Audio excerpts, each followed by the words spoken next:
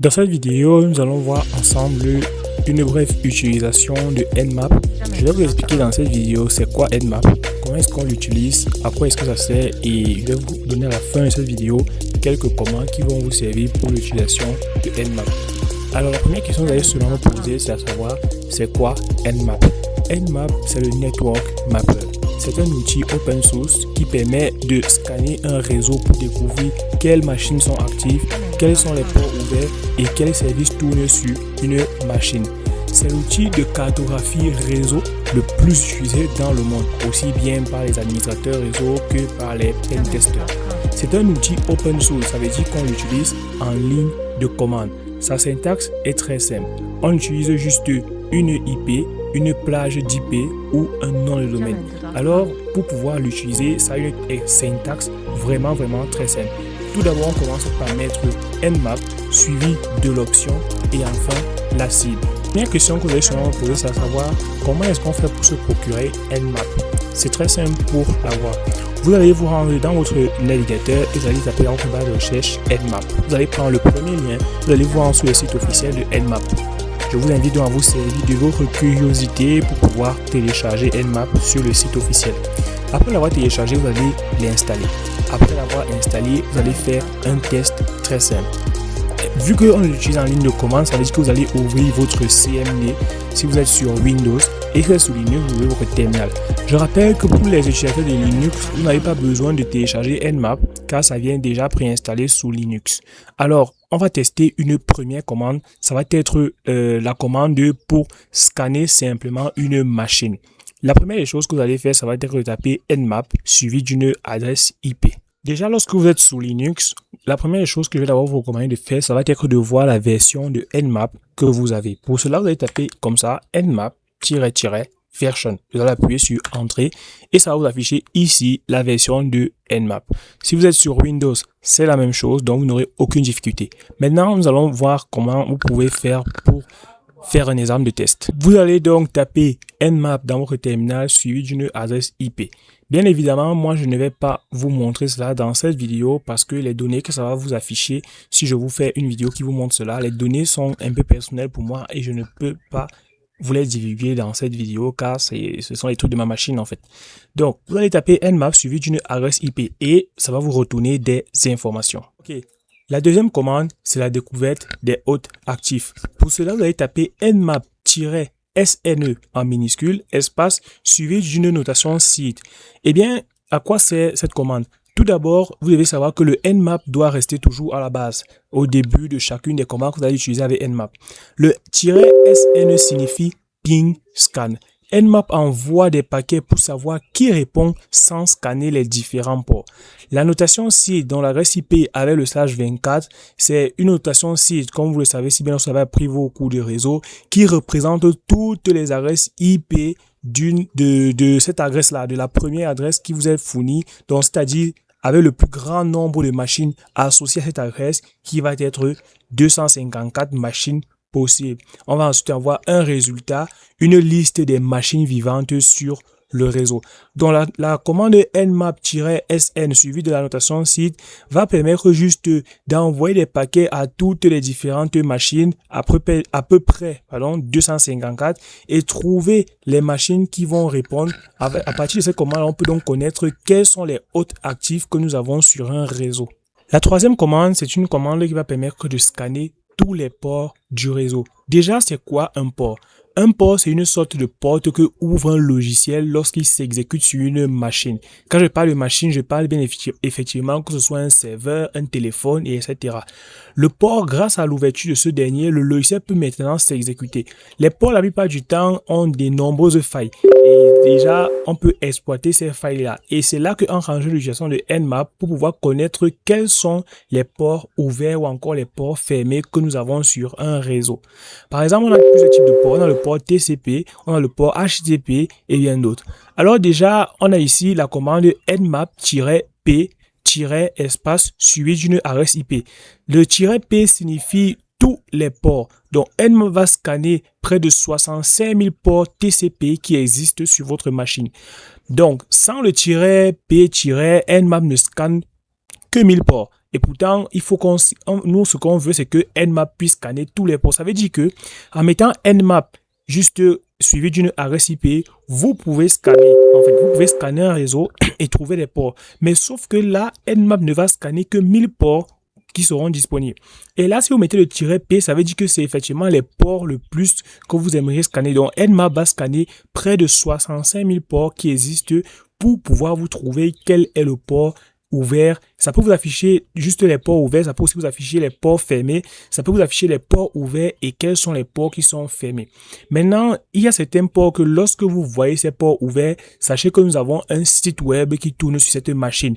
Bien évidemment, je parle donc du port HTTPS et souvent aussi le port HTTP. La quatrième commande, c'est la commande de scan de port spécifique.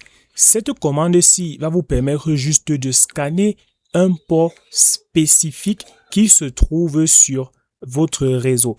La spécificité du port, qu'est-ce que c'est? Ça veut tout simplement dire que sur tous les ports que nous avons, vous aimeriez scanner effectivement tel ou tel port. Par exemple, le port 22 qui spécifie souvent SSH, le port 80 qui spécifie souvent un port HTTP et 443 qui spécifie souvent le port HTTPS. Pour faire cela, c'est très simple. On tape nmap-p, le P c'est le P de port, espace 22 parce que c'est le port SSH qu'on veut scanner. On met une virgule, ensuite on met 80 parce qu'on veut scanner un port HTTP et on met une virgule encore 444 parce qu'on aimerait scanner un port HTTPS et ensuite on met la cible, ça veut dire l'adresse IP du réseau qu'on aimerait scanner. Et là, on tape la commande, donc après avoir écrit cette commande, on valide sur entrée et on patiente que ça va scanner ce réseau, ça va scanner ces trois ports sur le réseau que nous avons, ça va voir si les ports sont ouverts ou ils sont fermés et nous retourner un résultat. On peut aussi faire une plage -p espace 1-1024 pour les 1024 premiers ports. Ce que vous devez savoir, c'est que il existe des tas de ports et il va vous être difficile de souvent pouvoir trouver exactement le port que vous voulez. Donc la plupart du temps, vous pouvez scanner tous les ports en même temps. Et maintenant, lorsque vous avez un résultat qui vous est retourné, vous pouvez maintenant sélectionner quel est le port que vous aimeriez scanner. Donc gardez juste à l'esprit qu'on a le port 22 qui la plupart du temps spécifie le SSH, 80 HTTP, 443 HTTPS. La cinquième commande maintenant, c'est nmap-s minuscule v suivi de la cible. -s minuscule v majuscule signifie Service Version Detection. Nmap ça va juste nous permettre de détecter, de faire une détection des services et des versions qui vont tourner sur une machine. Par exemple, on va avoir 80 TCP Open, HTTP Apache, HTTPD suivi de la version.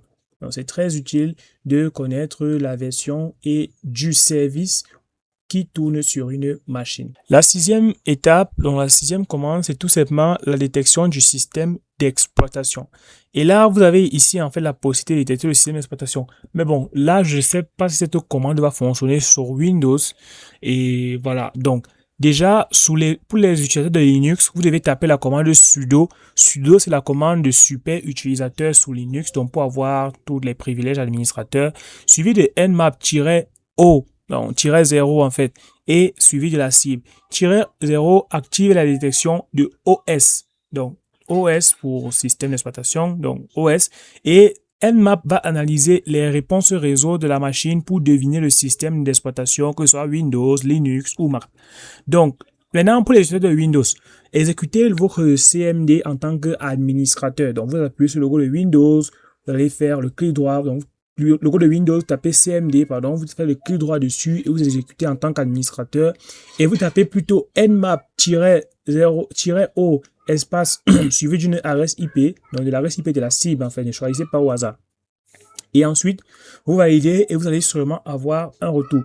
Vous n'avez pas besoin pour les utilisateurs de Windows de taper sudo parce que sous Linux, sudo permet d'être en tant qu'administrateur. Donc sur Windows, ça veut dire que vous n'en avez pas besoin si vous exécutez le CMD en tant qu'administrateur. La septième commande maintenant, c'est la commande de scan complète. Ici, on va utiliser sudo nmap-a suivi de la cible. Le -a active tout en même temps détection des versions, détection du système, traceroute et script NSE par défaut. Donc, ça va faire un scan. Donc, c'est le scan, en fait, le plus complet et informatif, donc le plus complet totalement. Ça va nous permettre, en fait, de tout scanner directement, de tout faire, en fait. Ça va nous permettre, donc, on met juste sudo pour super utilisateur, nmap, c'est ça qu'on va utiliser, -a pour activer tout en même temps, suivi de la cible. Si vous êtes sur Windows, mettez juste nmap en exécutant votre CMD en tant qu'administrateur. La 8e commande maintenant, c'est nmap-s minuscule, v majuscule, suivi de la cible, espace o minuscule, ne majuscule, résultat.txt. Ça veut tout simplement dire que déjà le on signifie output normal. Sauvegarde, ça veut dire que ça va sauvegarder en fait les résultats de l'analyse dans un fichier qui va s'appeler résultat.txt. Donc, vous allez juste taper cette commande pour pouvoir enregistrer les résultats dans un fichier. Donc, c'est donc là que ça arrive la fin de votre analyse avec l'utilisation de Nmap. Maintenant, je vais vous donner un peu la méthodologie de scan d'un réseau pour que tout puisse bien fonctionner. Pour la bonne analyse, le bon scan d'un réseau, il y a une sorte de méthodologie de scan que vous pouvez vous efforcer de suivre pour que tout soit vraiment parfait. La première des choses, c'est le host discover. Ça permet de découvrir les machines actives sur le réseau cible. Deuxième étape, le scan de port, le port scanning. Son objectif, c'est de détecter les ports ouverts sur les hôtes qui sont actifs pour identifier les services qui tournent sur ces différents hôtes, donc les services qui tournent sur cette machine.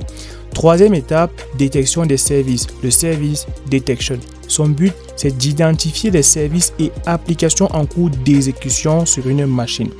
Quatrième étape, c'est identification des versions et des vulnérabilités. Son but est identifier les versions exactes des logiciels en cours d'exécution et trouver leurs différentes vulnérabilités. Prochaine étape, cartographie du réseau, le network mapping. Son but est de comprendre la topologie du réseau et de suivre les différents chemins des paquets, les différents chemins que transitent en fait les différents paquets. Avant-dernière étape, énumération. Son but, c'est d'extraire les informations sur les services, les utilisateurs et bien d'autres.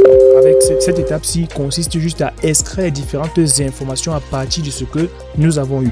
Dernière étape enfin, c'est rapport et analyse. Le but, c'est d'analyser les différents résultats exploitables et de recommander les différentes mesures.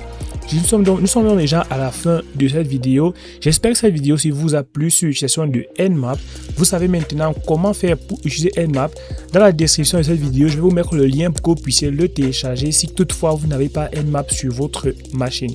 Sur ce, on se dit ciao à tous et à la prochaine pour une toute nouvelle vidéo. Dans la prochaine vidéo, nous allons voir ensemble comment utiliser Wireshark. Je vais vous expliquer déjà ce que c'est dans la prochaine vidéo. Gardez juste à l'esprit que c'est un outil vraiment puissant utilisant le monde de la cybersécurité, un outil vraiment incontournable.